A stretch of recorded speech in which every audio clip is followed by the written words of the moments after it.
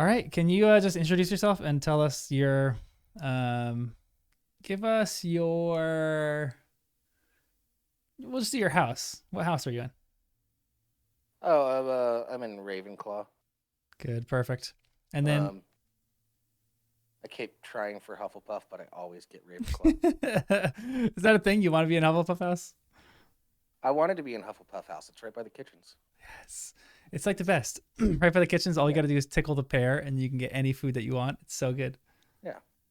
It's funny in the video game too. There's like this section that you walk through. It looks like huge vats of like ale or something like that. I'm like, that's perfect. Uh, yeah. I think there's like cider in those vats actually. Ooh, I kind of like that. I'm Um, down with some cider. yeah. All right.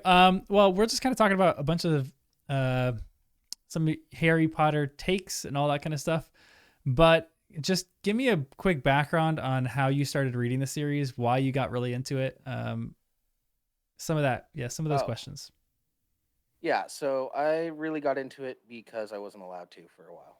Yes. Um, there was one point when I was really young on a camping trip. My oldest sister read like the first two chapters to me, Mm-hmm. and then when I got a little better at reading, I went to go and read it myself, and my mom said, "No, there's witchcraft in these books," and literally threw it in the garbage in front of me. No. Yeah. Couple years go by. First movie comes out, and um, then the first movie comes out on like VHS and DVD, and my mom's childhood friend, her family has a lake cabin that they just kind of timeshare. Mm-hmm. Um, and we were over there visiting, hanging out for a week. And her kids wanted to watch Harry Potter and the Sorcerer's Stone. And I was like, I'm not allowed to watch that. And their mom was like, hold on, pulled my mom into another room, argued with her Yes. for about 30 to 45 minutes. No way. That's incredible. And then I was allowed to watch the movies and read the books. No way. What a hero. Yeah. The hero of the story, your friend's mom. Yeah. Shout out Mary Pat. You're great. You're Mary the Pat, you're best. the best. I love that. Yeah. Honestly, there's like nothing like convincing someone, or there's nothing quite like making someone else read a book than telling the person that they can't read the book. I feel like that is grounds for wanting the person, or the person wanting to read it a whole lot more, or watch the movie or whatever it is a whole lot Hmm. more. Yeah. And both my sisters were able to read the first two or three books by that time. Oh man, what point in the Um, series was that at? huh? What point in the series was that at when you started? Well, I saw that the movie was. I saw some commercials for the movie, and I was like, "Oh, I should read the book." So it was right around when the first movie was coming out. Oh man, that's like such a So perfect time because that's when like it's really ramping up. Probably yeah, what were like 4 books out or 3 books out at the time. yeah, I think so. Oh man. Yeah, I was. So I'd be like, first movie came out in what, 2000? Yeah, I think so. I think 2000. Yeah, so I was like 6 or 7.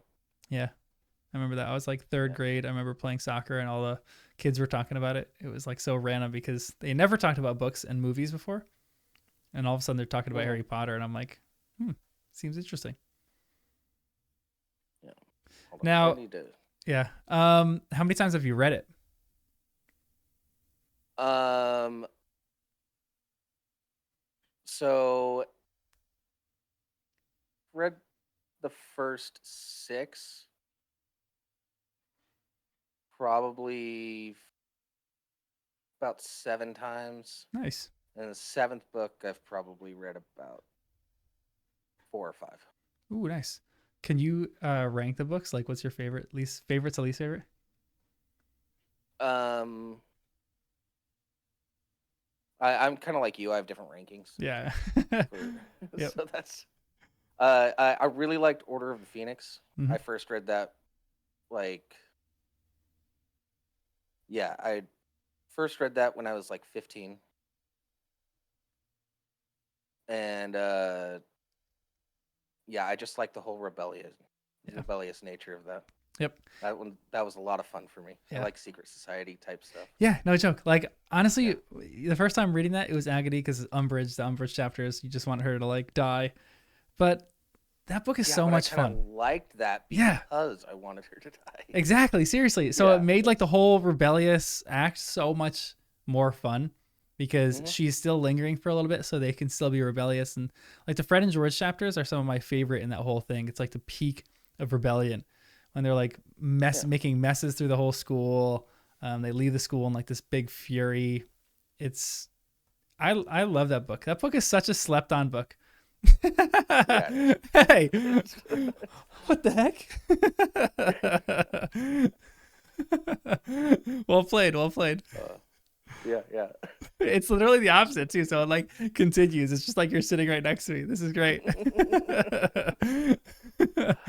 uh, uh, sorry, I had to. No, it's perfect. I love that. It's making me laugh.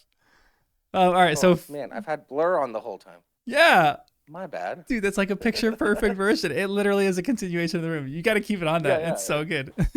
yeah, that's why I was asking you to get out of your chair and like show us your books and stuff. You just really wanted a screenshot. just- You didn't really care about the books. You just Yeah. wanted a screenshot. Yeah. Hmm. That is so good. This is perfect. It's like you're sitting right next to me. I got to make this background for every person that does a Tamale talk now.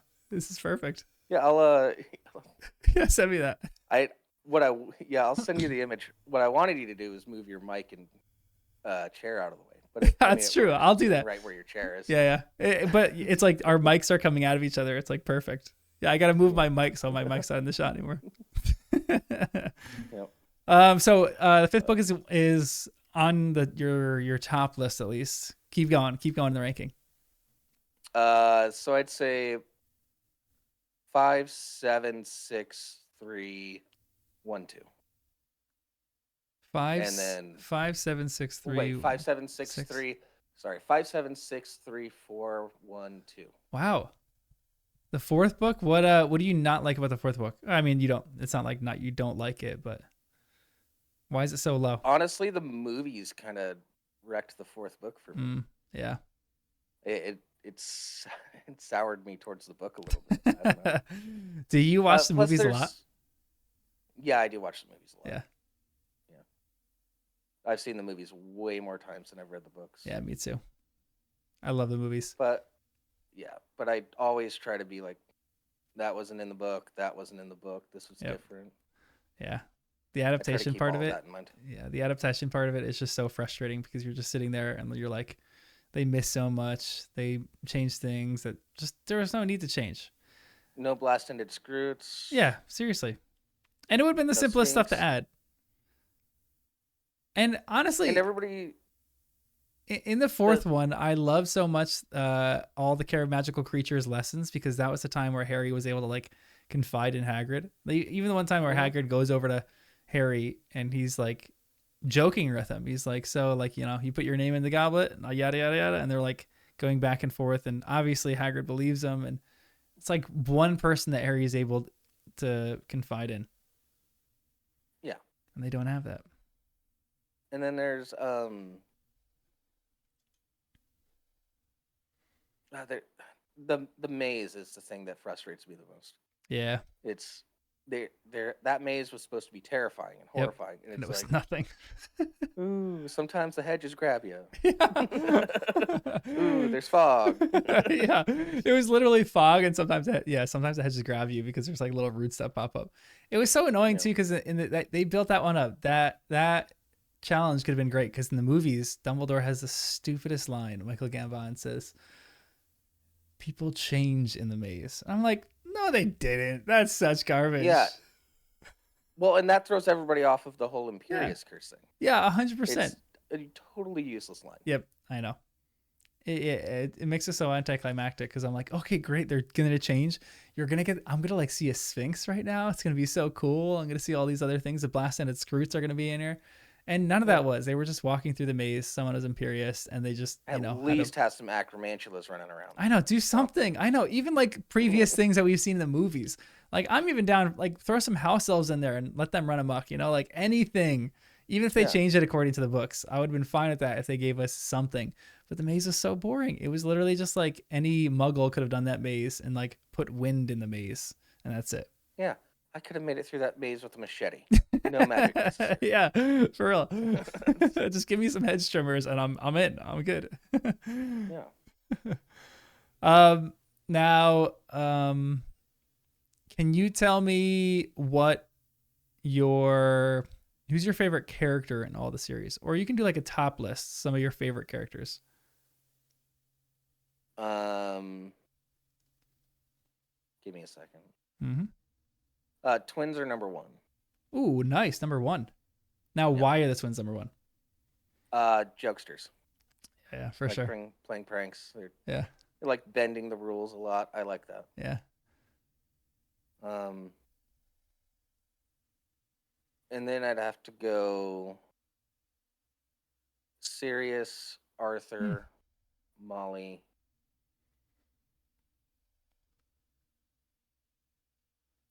Mad Eye, Interesting. Remus, Ron.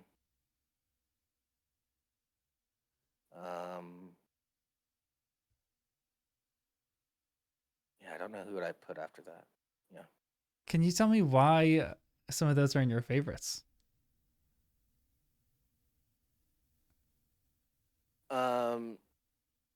So Arthur, I like how he's very curious, Yeah. but he just never takes the time to just talk to a muggle, and it's just really funny to me.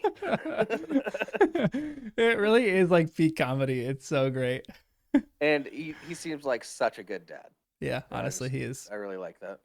One of my favorite Mr. Weasley moments, Arthur Weasley moments, is the car at Fort Angelino when they fly home. And How'd it go? even the movies, they did that so well. He's like, you should be very, very ashamed of yourself, boys. Yeah. That's yeah. great. Yeah, he's a fantastic dad. Why Sirius your favorite? Sirius just has a really interesting story. Yeah. And I just admire the loyalty. Yeah, to for his sure. friends. Like even after spending all this time in prison, he just wants justice for his friend's death. Yeah, for real. And then he kind of tries to be a good guy. He could have done better. Yeah. Yeah. He definitely could have done a little bit better, but he didn't do terrible for everything that he was He given. wasn't hiding. I'll Yeah. give him a slight pass on that. Yeah, he was eating like rats or something like that. So, Yeah. you know, he can get a little bit of a pass. What's one of your favorite moments in the whole series? Like, I mean, I know there's a ton, but I know for different people, like I always use this example, but when you mentioned Molly Weasley as one of your favorites, one of my brother's favorite moments is when Molly kills Bellatrix at the end. He's like, I love that moment so much. It's a great moment. Yeah, for sure. It's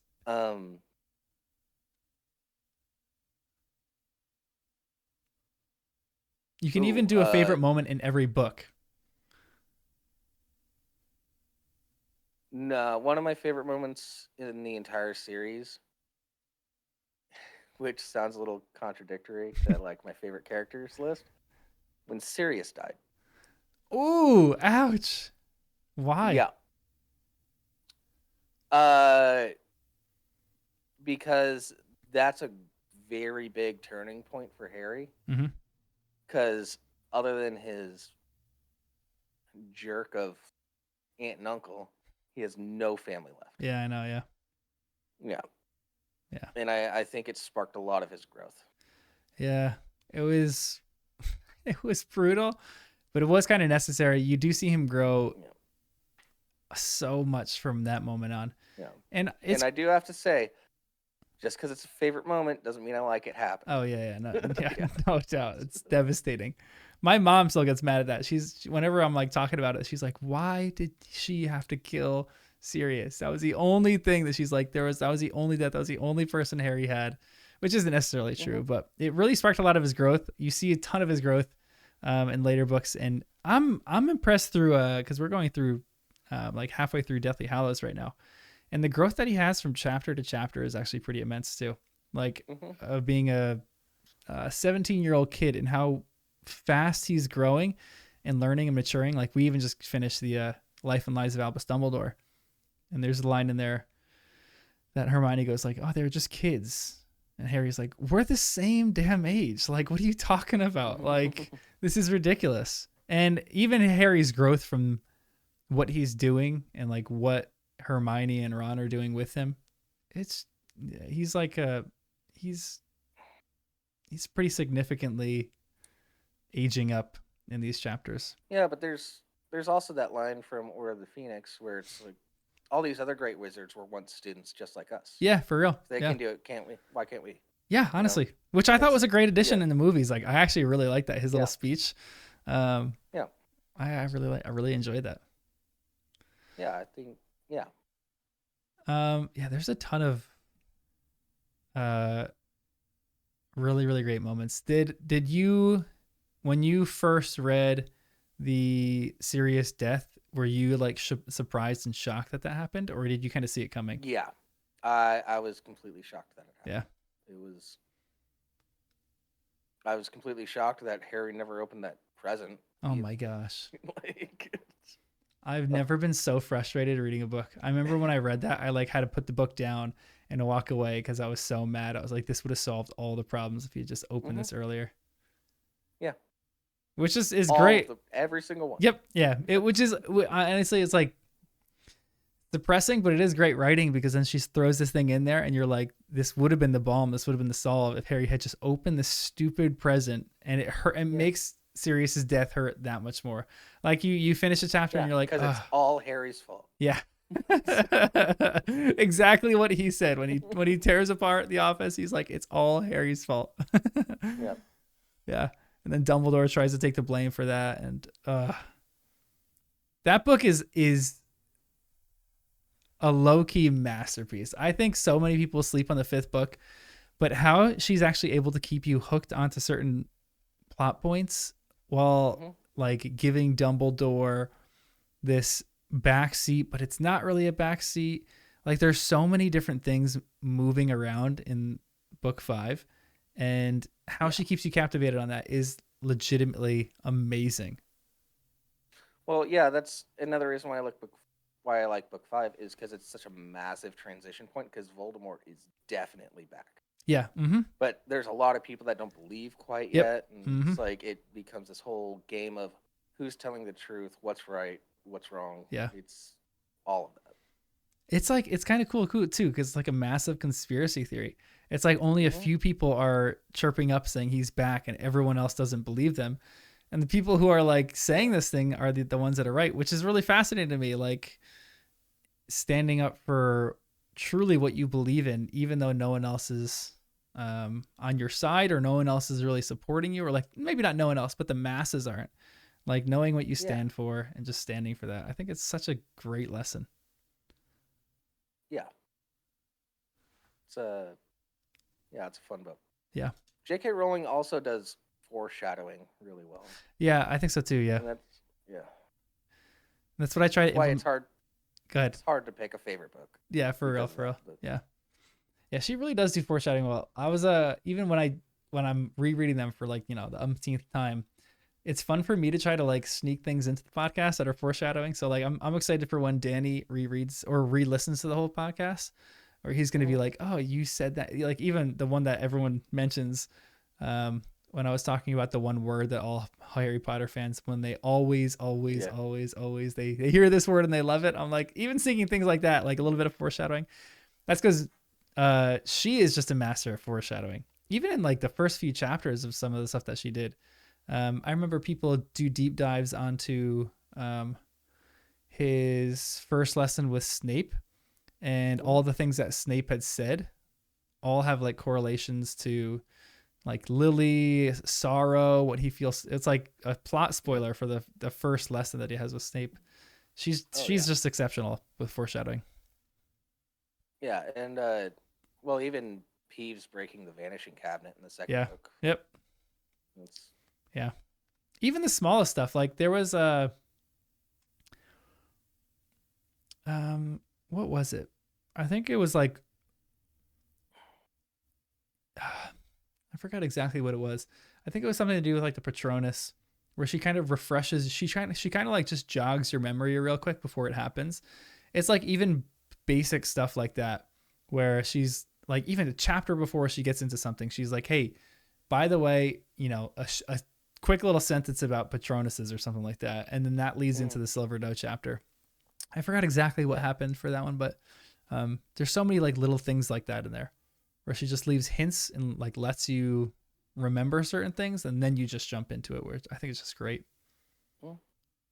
Now, what are do you have any hot takes in the series? Ooh. I have a couple R-rated ones. Oh yeah. Let's hit me with some R-rated ones. That's all right. Okay. I think in the 7th book, Ginny actually gave Harry a blowjob. Going. She gave him a kiss like she's never given him before. After she tied his shoe. Yeah, after she tied. Dude, that was the weirdest part. I didn't understand that. Oh my gosh. Yeah. I love how casting a Patronus is eerily similar to ejaculating, pretty much. It's like think of the happiest thing you can think of. You produce a full corporeal Patronus. It's hilarious. Yeah, this silvery white substance spews from your wand.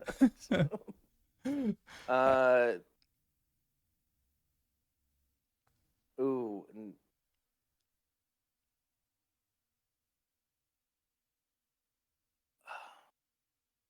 Oh. No, like I don't really have any hot takes. I just have issues with some of JK's writing. Ooh, because in the first book she calls the Deluminator a put-outer. Yeah, put-outer, and then she changed it to Deluminator. Yeah. Yeah. Which is a better name for it. Yeah, it's a way better name for it. Granted, and sometimes I'll give her like she's earlier in her thought process. So, go ahead. I also have a problem. No vampires. Yeah, I know. That would have been so great. They're mentioned all the time. They're mentioned everywhere. But we don't really vampires. Yeah, I know. Well, we had one. We had one vampire, but it was barely a vampire. yeah, really. No, we had one at was it at the Death Day party, or no? It was the Slug Club. There was what was his name? But it was like something in passing where like he was looking lustfully at all the students because he was like hungry for their blood or something like that. Yeah, but that doesn't count. I want to know how vampires work in this world. Yeah, for real. And I've looked it up. She's written nothing else about vampires. That's so they frustrating. Just exist. Vampires and werewolves. There's so much else that they can incorporate. Like Danny was mentioning even today, the whole thing about Merlin and like Arthur and the sword. Mm-hmm. And I'm like, that could be such an interesting backstory. Give me all that, but give it to me through the magical wizarding world perspective, Mm-hmm. Like give me who's a werewolf, who's a werewolf, who's a vampire. Like Dracula told through a wizarding world perspective would be so fascinating. It'd be so good. Exactly. Yeah. That's all I want. JK, write about vampires. Did you like the Twilight series at all? I read all the books for a girl when I was in high school. Nice. That's usually what does it. Yep. I never got through this. Inspiration. Yeah. Yeah, it didn't work either. That's great. Yep. Any other what other issues you have with her writing? Because I have a few here and there. Like the Deluminator is like a big one where she just kind of renames things, and even we talk about some like stuff that she's retconning right now. Like that's some of the frustrating stuff where I get where I'm like, just hand it over to the fans. The fans know the series. The fans are ready to like take it over. But some of the stuff that she does, I'm like, just relax. Well, a lot of the retconning I have a problem with. When it comes to the writing, I guess most of my issues are with how the movies were made and how she greenlit a bunch of stuff. Yeah, I know. Shouldn't be there. Which I don't understand. I know. The books themselves, they're good. So I'm not gonna. Yeah. That I don't understand that. That's the one thing where I think she was just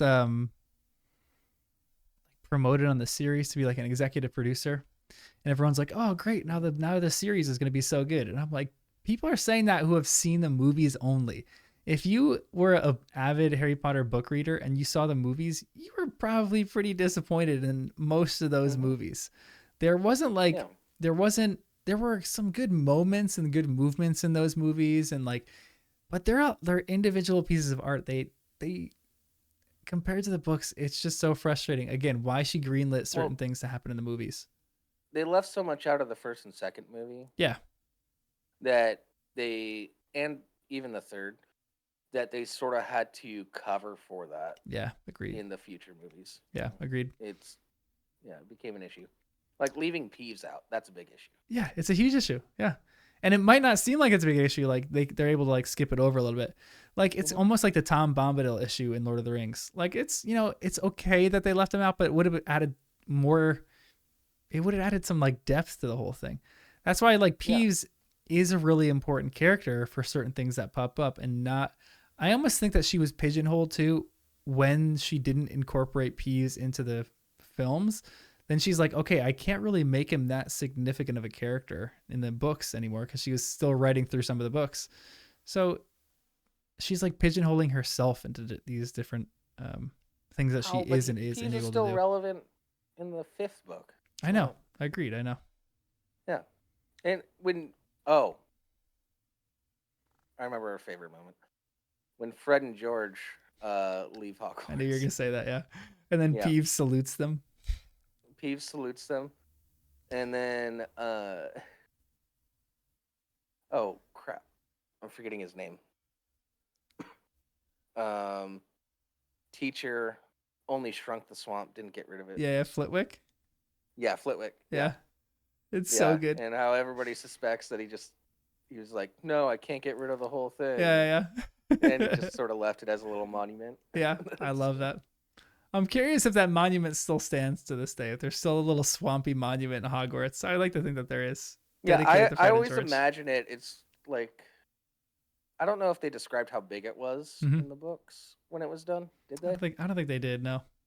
Yeah, I imagine it's probably like just like the size of a platter, like Yeah, right. That's what I'm thinking too. that big. Yeah, Yeah, with a little sign next to it. yeah. That's what I'm thinking. It's almost like a leak. It's like you go to this portion of the castle. It looks like there's a leak coming through the walls or something like that. But there's a plaque on the walls. Yeah. This is for Fred and George, two of the Yeah. greatest students who have ever existed in Hogwarts. Yeah. Yeah, it's so good. Now tell me, um, what has when you've been reading through this series, because you weren't able to probably read all of it when you were a kid. I was kind of the same. Like it was a little bit restricted in certain circles that I was in. Like depending on who you talk to, you weren't able to read it. There was a lot of bad stuff in these series. But what has the series meant to you? Growing up reading these series, like what did it mean to you? Oh, it's purely escapism. Oh yeah, It was a wonderful time. It was the first time my mom changed her mind on a decision of something I wasn't allowed to do. that's awesome. So it's sort of like getting my driver's license. That's You know. awesome. I remember I'd be grounded, but I grew up in a very small town, and I Mhm. lived like a block and a half from the library. And my mom would let me go to the library, but I had to tell the librarian to call my mom to like let her know that I was there, and then I'd just read Harry Potter in the library. I haven't owned the Harry Potter books up until like 2 or 3 years ago. No way. Yeah, I've always just borrowed from friends or read from the library. Wow, that's crazy. I'm glad that you got a copy yourself. That's great. I found this full set on Amazon for $20. What? Are you kidding me? I'm not kidding you. That's Yeah. ridiculous. Yeah, and it came as a full set with the little cardboard thing that holds all of them. And yeah. I'm so jealous of that. So there's so many of the series that are sold right now are like so expensive. I'm like milking everything in my wallet right now. Oh yeah. Well, I'll search around. I'm pretty sure I can find that deal again. Yeah, it was like $20 and then like $5 for shipping. So Dude, hard to beat a good Harry Potter deal. That's why every time I like swing by Barnes and Noble, I'm always like looking through the Harry Potter section. Just because they always have deals there or something like that, and there's always like new stuff that they have. Like I just got I think it's a like pop out no. version of Harry Potter and the Prisoner of Azkaban, and it was like $15 or something like that. When usually it was like 40. It's like yes, it's great, it's sweet, I love it. Um, Here's a tip for buying books. Find out when Scholastic book fairs are going on, Ooh, wow. and then a week or two after that, then go look to buy them because Scholastic prints a bunch of books for the fairs, and then they sell them for. No They way. try to offload them because they have too much inventory. That's great. I was gonna say that this is the tip. When Scholastic Books has a sale, go to the school, act like a kid. Yeah, you can Like, act like a parent. yeah, exactly, exactly. Yeah. Little Timmy over there. That's my son. You know who? Yeah. I saw No, some no, just books. wait until it's over because now they're overstocked with a bunch of books. That's a great idea. Actually, I never crossed my mind. That's a brilliant idea. I'm gonna start doing that. Yeah, that's why you buy ACs in winter and fans and Yeah, wait, exactly. Yeah, yeah. yeah, yeah, But I always yeah, bet yeah, and heaters in the yeah. summer. That's what it is. Big winter jackets. You buy that in the summer, and you buy all your summer gear in the Mm, winter. Way on yeah, sale. It's the best. yeah. Um, any other Harry Potter tidbits that you wanted to talk about? I mean, I have a few other random questions Um, we can do, but well, I bring it up to you a lot. Have you looked into the Book of Acceptance? I read through the Wait, piece once. Yeah, the Book of okay. Quills. Isn't it the Book of Quill? Yeah, What the is it? Quill of Acceptance and the Yeah, Book of Admittance or something yeah, like yeah, that. yeah. Yeah, Yeah. That yeah. thing, that thing, would it help alleviate a lot of discussions that I'm in? Because I was just talking to someone who I'm recording some seasons with, and that was one of her questions. She's like, "Wait, can you um, choose a different school?" Because she knows that I love Ilvermorny, so I was talking about Ilvermorny, and she's like, "Wait, if you get accepted to Hogwarts, can you choose to go to Ilvermorny or go to Durmstrang or go to another school?" And I was Yeah. like, "Well, I read something briefly on that. I like mentioned it really quick, but I need to actually do some like research on it, like So actually." what it is that just writes you down in the book that you are accepted. It's like a college acceptance. Yeah, You can go there. yeah, You're accepted, but you don't have to. You can go somewhere else if you want. yeah. But is that like your first priority? So like, I remember in the article, like, don't both have to agree. Yeah. So it's the quill of acceptance, or what is it? The quill of, I'm trying to remember. I have to. I always get them mixed up too. Yeah, I know. Yeah, Book of Admittance and the Quill of Acceptance, I think.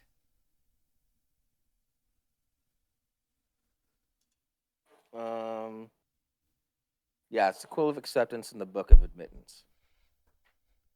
So the quill essentially senses magic in a kid Mm-hmm. and tries to write it down, and the book sort of determines how much magic is there, Mm. and either turns the quill down or not.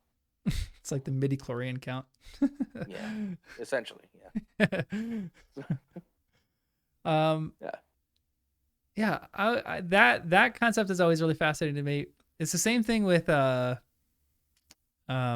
I love this about Ilvermorny, and it's the same thing kind of about Hogwarts, but when you have the sorting hat on your head, or when if you're at Ilvermorny, when you're standing before all the totems, Mhm. and if all of the totems want you in their house, that you actually have like say over what you do and where you go. And I kind of like that idea, like the idea of autonomy within the wizarding world, even even within different schools. Like I'm actually curious if other schools would have that kind of thing, not just Hogwarts, and if they're like measuring your magical abilities in different ways. Like maybe people in like Scandinavia or wherever Durmstrang is, um, like some people say Germany or something like that. I'm not exactly sure Yeah, it's where it probably is. more like Norway or the Ukraine. Yeah, yeah, that's kind of what I was thinking. Like if they have a different way to measure, um, like wizarding skill than people in Great Britain or people in America do, because it seems like it's definitely like a spectrum kind of. So Well, and there's also that school in Uganda. yeah, Wagadoo, yeah. Yeah, Wagadu, where they don't even use wands. I know. And literally everyone on the continent of Africa goes to that school. So it's got to be packed. Yeah. I think that's the biggest school. And Yeah, it is. I think each of the schools is such a fascinating point for me. Um I think there's one in Brazil, I think there's one in Japan. I think the one in Japan specializes in like they have the best athletes, they have like the best Quidditch players coming out of there. So I Mm-hmm. even when I think about that kind of stuff, that makes me want to like where was Japan's Quidditch team during the Quidditch World Cup? That's one of my biggest questions for book 4. I'm like, where the heck were they? They should have been easily at at least the quarterfinals, semifinals, and they're like nowhere to Yeah. be found. Like no one mentions Japan. And I'm like, if they have one of the best Well, schools, maybe it's like basketball because we draft a lot of people from Eastern Europe. yeah, it's true. You know. Yeah. Yeah, seriously. There's a lot of Japanese people just living in Ireland right now, and that's how their whole Quidditch team. They were just a bunch of Yeah. Japanese people with Irish last names, and Yeah. uh, but yeah, the whole idea of Sean schools. O'Brien. Well, the schools in the Wizarding world are really interesting to me, Mm-hmm. and how they're selected, how people are chosen. I even love just specifically with Hogwarts, like the Sorting Hat. Like one of my theories, and I don't know if this is that niche of a theory, because there was one student in Ilvermorny's history that was given the ability to choose any house that she wanted, and I kind of think the same is true with Hermione. I actually kind of think the Sorting Hat had a real difficulty placing her, and I think she chose Gryffindor. Like I feel like the Sorting Hat was like, hey, you're pretty like great. You're pretty brilliant. Like you could probably be in any of the houses. You have ambition. You have like Mm-hmm. except Ravenclaw. Ravenclaw is the only one where I'm like, she's got the book smarts, but I don't know. I think she still has the street smarts, She but doesn't have the wit. yeah, she doesn't have the wit. She's a little too dry. She's a little too like by the books. So that's the Yeah. only house where I'm like, she might not uh really thrive there. But I think she's one of the most loyal characters. Obviously, in book 7, she's definitely the most loyal. She sticks with Harry, even though like they don't know what the Mm-hmm. heck they're doing, and even though Ron leaves, she still sticks. So the loyalty's there. But I think she chose Gryffindor. I'm sure she chose that because of like the legends around Gryffindor on the train. She's probably hearing all sorts of stories about Gryffindor, reading like Hogwarts history probably before she even went to school. So I like to think that she was given the ability to choose any of the houses that she wanted, and she just chose Gryffindor because she wanted to be in Gryffindor. Yeah. Well, up until then, um,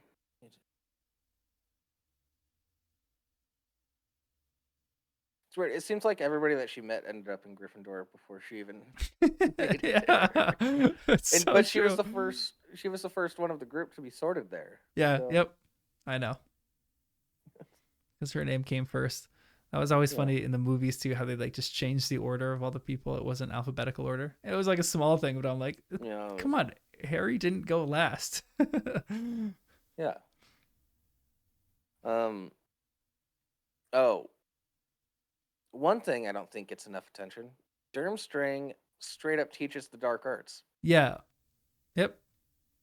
That's what I was even trying to get at today because we were Nobody talking about seems to talk Durmstrang. about that. Yeah. And then Gellert Grindelwald actually got kicked out for essentially like there's for exercising too much force, I think was kind of the way that the book described it. But how do you Yeah. like how does a person get kicked out of a school that practices the dark arts? That is so fascinating to me. And what are they doing in those classes? I am so interested to know what they do in every one of Do those classes. Durmstrang students know how to make Horcruxes? Ooh, dang. That's fascinating. Yeah, is that like a 7th year sort of thing that you go A in? seventh year elective, Horcruxes 101. Yeah, because J.K. Rowling still hasn't come out with that. I really want to know. I know, for real. Didn't I, I I think I don't care how messed up it is. She told like the editor one yeah. time, and then We need to like you we can't need to have that in the find that books, which editor. means it's a really messed up. Yeah, for real. If an editor is hearing details about how you make this and the editor's like, no way, we don't even want that in the book at all, then you know it's Yeah, good, you know it's juicy. I would love to know that. yeah. That'd be so fascinating. Yeah, JK, quit retconning stuff. Just give us the answers to I stuff that we're know. asking. I know. Legitimately, it's so easy. It's so simple. Just give us some of If the you want answers to for it. add to the world, Yeah. let us know. Yeah. I feel like for the first Just like few years, like for the first like 5 years, she was doing that really well. She was just writing all sorts of extra stuff and it was mhm. great. And then all of a sudden it was like, this character is this. And she just started changing up stuff. And you're like, you're contradicting everything that you're saying before. Just stop doing that Yeah. and give us like the details on how to make a Horcrux. Give us the details on like, everything else that all the fans just want to know. Tell us about vampires. Yeah, seriously, exactly. We have one person who really wants to know about vampires. Give us all the information on vampires. Yeah. I just want to know the lore behind. Yeah. Do a Fantastic Beast series. Sure. Yes. But can we talk about the Fantastic Beasts and do the lore? They don't at Do all. vampires count as beasts? Do That werewolves series, count as that beasts? series is so What's going poorly on here? named. That series is so poorly named. I know they have to like name it something, and it's like it has to do with the Harry Potter and the thing, whatever it is, the Fantastic Beasts. It was fine for the first one. Yeah, it made sense because it was about beasts. Yeah. The rest of them weren't about beasts. Yeah. Also, not everything has to be a series. I know. Give me one-offs. Wizarding World presents Fantastic Beasts. Yes. There you go. You got that first movie, but now that movie's tied in potentially to another movie, and you call that something else. I know. What are some other series that you want to see other than vampires? So vampires is number 1 on the list. I think that'd be actually so fascinating, a deep dive on vampires. Because like, have you ever seen What We Do in the Shadows? No, I don't think so. It's like a comedy series about it. It was a movie first, and it was the Flight of the Conchords guys. Jermaine, it was like the New Zealand guys. I forgot what their names are. Mm-hmm. But they came and they made this like dumb little series about vampires. And it was hilarious. It's one of my favorite comedy sketches about just like comedy movies in general. It's so funny. And then they made a series about it. And it's just like so dumb and stupid. But I feel like there aren't great movies or series about vampires. And that lore is so fascinating to me. Like the lore that like human history has had about vampires is such a fascinating idea. Like where they came from, why they exist, how to kill a vampire, all that kind of stuff. They could have so many fascinating series about that. Mm-hmm. And they just don't. Well, my personal theory is vampire lore came from people with rabies. Yeah. I think you nailed it. I think the same thing is I think she said the same thing with lycanthropy. It was like AIDS patients or something like that. Like there was some symmetry between the two that she was trying to call on in the books. But I like that rabies. Oh. Yeah, no, vampires for rabies things that goes back like thousands of years. Yeah, for sure. This is just not what JK's no, JK was definitely I think she was AIDS lycanthropy. Yeah, for sure. Yeah. That'd be a great series though. What other series would you want to see? Marauders, of course. Oh yeah, it's like the easy one. That's so good. Yeah. A proper Dumbledore Grindelwald, where it's like them meeting. Stuff. Yep, I know. Sort of like a little meet cute situation. It was so fascinating too. A little romantic comedy while they're searching for power. Because even having just read the Life and Lives of Albus Dumbledore chapter, I actually would love a whole book on the life and life. Like she should rewrite that. That would be so fascinating because she did the Fantastic Beasts and Where to Find Them. She did Quidditch for the Ages. I'm like, put yourself in. She calls herself Rita Skeeter. I'm like, put yourself in Rita Skeeter's shoes again, and come up with the Life and Lives of Albus Dumbledore. Give me a full book on that. Like, even if we know it's like from this a pseudonym of Rita Skeeter, and we like know she's writing as a a different person. It's not coming directly from her. It's like while she's at it. Life and Lives of Voldemort. I'd love seriously. To see that story. Oh my gosh. Going through school, figuring out these Horcruxes and everything. Like, But even the chapter that we read in the Life and Lives of Albus Dumbledore and Deathly Hallows, I'm like, the intrigue level behind what they're saying was so fascinating. And I'm definitely not a complete hater on the new movies that were made. I don't love them as much as I love like, the Harry Potter stuff. I think they're better movies than a lot of people make them out to be, but they Well, they just mess with the canon a bit. exactly. So they mess with the canon a bit. Like the McGonagall thing is a little frustrating. That's definitely one. Mhm. And they mess with a few other things that I just don't like. But I really think they could have done a lot more interesting things with that series. And I think I could talk about this forever, but like I think they just made a few rough calls on that series for the names of it, for where the direction that they wanted to go in, certain things that they needed to reveal a little earlier. Even when you see the first movie, you're like kind of intrigued by it a little bit, but you don't really know where it's going. Like even it just introducing Gellert Grindelwald in more like substantial ways. Because the first movie, you don't really know what the heck it's about until like the very end. So I Mhm. think they just could have done much. Which is kind of fun about it Yeah, because agreed. You're just like enjoying it. Newt's just going around playing Pokemon. Yeah, And then, he really is. It's actually like literally the whole plot of the story. It's Pokemon right yeah, there. Which which I'm totally cool with. I yeah, I love seeing know. all the beasts. Yeah, seriously. But like those just need to be spin-offs. Like I would love like like my niece is really into like animal shows like Dr. Pole or whatever. I'm like, give me like a show about that with Newt. Like they can go in so many different directions. I would love the history of stuff. I would love the history of the Marauders. I would love the history of Gellert Grindelwald, of Voldemort, of Dumbledore, of all these different characters. But I'm like, I actually would love some just dopey series on like, Newt Scamander trying to figure out the problems with some of these fantastic beasts that he finds. And like, Yeah. it's like CSI, but like animal. Ooh, what beast did this? Yeah, seriously. Yeah. I think that'd be so fascinating. Because we saw like a manticore in one, but we didn't really see the manticore. It was just like we saw certain elements of it. Oh, what There's was that? What was that beast that could travel really fast? um the was it the bird? No, it had legs. Like it could like just jump incredible distances or something like that. Was it? I forgot actually. Which of the um, movies was it in? I think it was the second. I don't remember that. You gotta find that. Um, yeah, let me.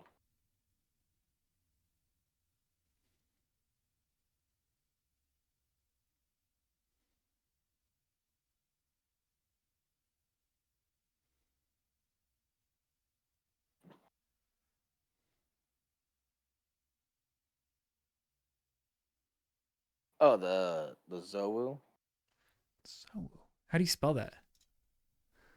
Zouwu.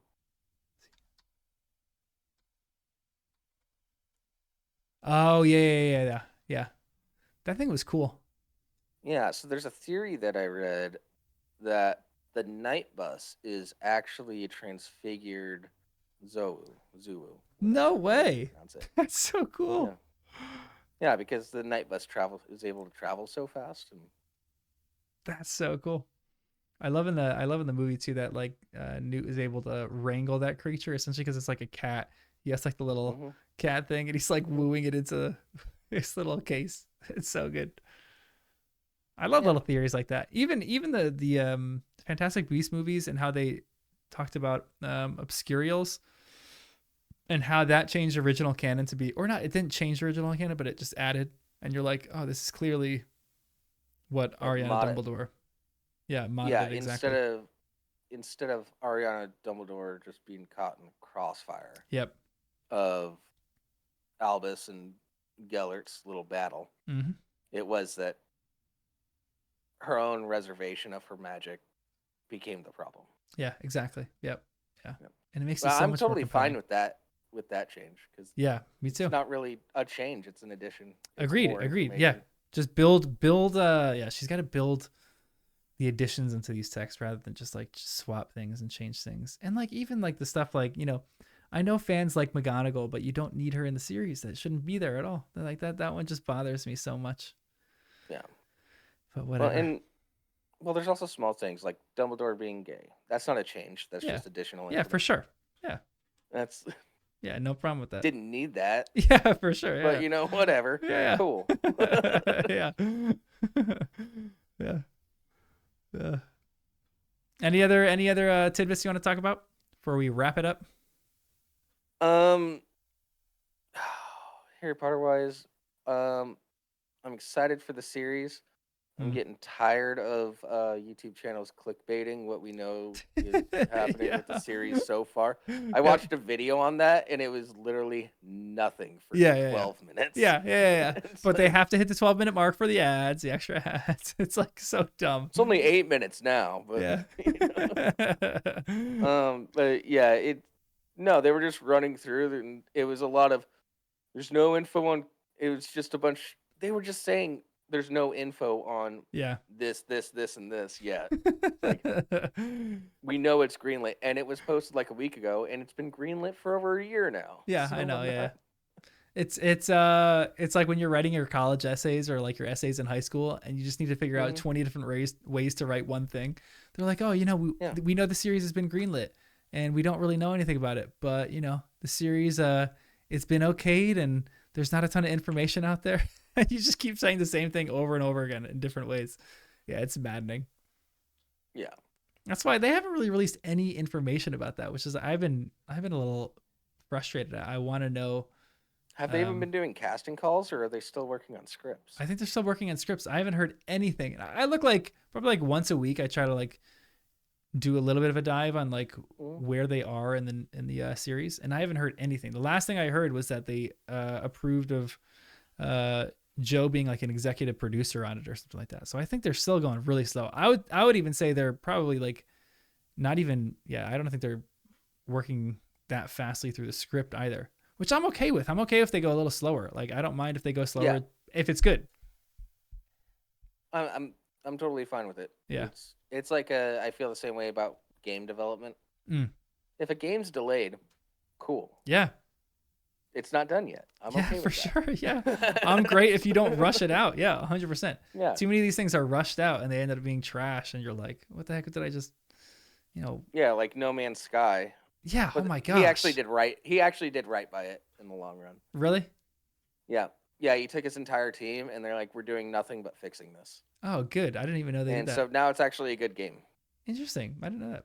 I knew the concept of that game. Everyone was so pumped about it. I remember watching previews for that game being like, this is one of the coolest concepts of a game I've ever seen. And I remember he overpromised. Yeah. I remember when it came out, people were like, this game is terrible, and everyone just like got off of it. It was like no one really enjoyed it anymore. But if it's a good game, that's actually I like that. Yeah, I have a buddy that plays it in VR all the time. Interesting. That's cool. He says it's probably one of the best games now. Wow, that's fascinating. Well done, No Man's Sky people. Yeah, well, they took the effort to fix it. That's exactly. I know. I know. It's like I messed up. I need to do this, and ran at a loss for a long time doing that, paying everybody to fix it. Yeah, that's why I'm kind of excited that HBO has the thing too, because not that they don't like have flops, but I feel like they're gonna treat the material in the right way. I feel like HBO, they're slightly slow with pumping out some stuff like that, but when they've been tends to be really good. Yeah, exactly. Yeah. When they get a project, I'm like, I feel like they know how to deal with like huge projects like that. I feel like this is the perfect organization to run it for them. Yeah. So we'll see. They have Boardwalk Empire, True Blood. Yeah, for real. Yeah, so many good series have come out of that. Boardwalk Empire is great. I've never seen that. There's so many good things that they have that I just haven't I haven't gotten into for HBO. I know everyone's into Succession now. I haven't really touched that one either. But yeah, we'll keep these up. We'll probably do like a part 2 with all these different people, and then we're still going through all the books and stuff like that. So, great having you. Anything else? Any last things to say? I don't think I have anything really Harry Potter related. What are some other series that you're into? What are some other like movies or books, or are you like a Marvel fan, Star Wars fan? Casually. Cross Time Engineer series, really like that book. Oh, series. Nice. Yeah. That one's really interesting. An engineer gets magically transported to like 13th century Poland. Ooh. Does is the series like in one era, or does that just keep happening to the same engineer? Is it different engineers? First book, he gets transported back. I'm not going to give you spoilers for the rest of them, but Yeah, it's yeah. generally all he stays in that area and it's linear time from there. Interesting. That's fascinating. That's a cool concept for a book. I like that idea. Like someone with a vast knowledge of engineering gets transported back and has to figure things out back then. I like that. It's cool. Ends up inventing a lot of stuff. Yeah, I'm sure. His name was Leonardo da Vinci. Yeah. Yeah, it's by Leo Frankowski. What's John dies at the end, and this book is full of spiders. Those are a series. Yeah, I remember you saying that one. Yeah, that's on my list now. I put that on my list. It's a weird book. I love a good weird book though. Weird books are my favorite. Give me something weird. Give me some movies that are just like out there that are weird. I love those.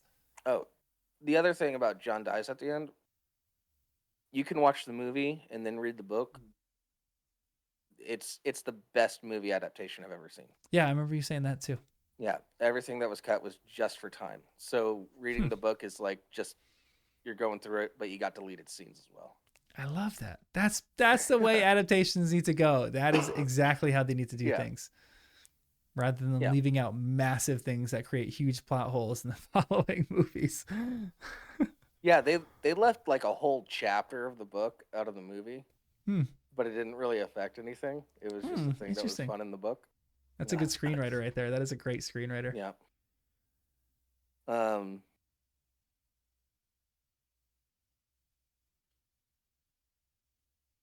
Yeah, I don't know. Yeah, there's some other random stuff. Comedy, podcasts. Yeah. You got a ton of stuff going on. Yeah. We'll have to have like a full deep dive on comics. You got to teach me like some of your favorite comics. We got to do maybe that'll be the next Tamale talk on all things comics and good comedy. Well, I think a better idea would be for you to tell me some of your favorite comics, and then I find a comic you haven't heard of. Ooh, yeah. You're like a comedic sommelier. You're like, oh, if you like, to a lot of comedy, you have no idea. I love that. Honestly, I think there's certain comics out there that I think are some of the best actors in the world. Like people like Bill Hader to me is one. Like he's a strange comic. He's not like a stand-up comic. He does like different kinds of comedy. But some of the stuff that he's in, yeah, exactly. Some of the stuff that he's in, his acting knack is just unbelievable. His timing, I don't know what it is. Maybe it's just like the timing. Comics just know how to tell stories, and they know like what good timing is. But he also worked on South Park for years. Yeah, that's true. That's why. And Conan O'Brien is one of my favorites because he did The Simpsons for so long, and then all of a sudden he's just this brilliant writer on The Simpsons, knows comedic timing, has like great stage presence, and then. Conan is a massive fan of stand-up comedy as well. Yeah, for sure. So he always supports comedians. Yeah, I love Conan. He's one of my favorites. His podcast is great too. I love his podcast. Yeah, it's awesome. Let's do that. I'll come up with a list of people that I listen to, and you can find me like some good offshoot people. I would love that actually. Yeah, I'll find you people that nobody else has even heard. Yeah, I love that. Yeah, depending on the list that you give me. If you throw out like a Jeff Dunham at me, no, don't worry. I actually know. Don't worry. Give you Randy Feltface. But that's... I'm not a big Jeff Dunham fan, so you're good. Okay. Sweet. All right. Well, beautiful. Thanks for chilling and hanging out with me, talking about Harry Potter and some other random stuff. This is great. Yeah, no problem. All right. Yeah. Have a great night, and I'll talk to you soon. All right.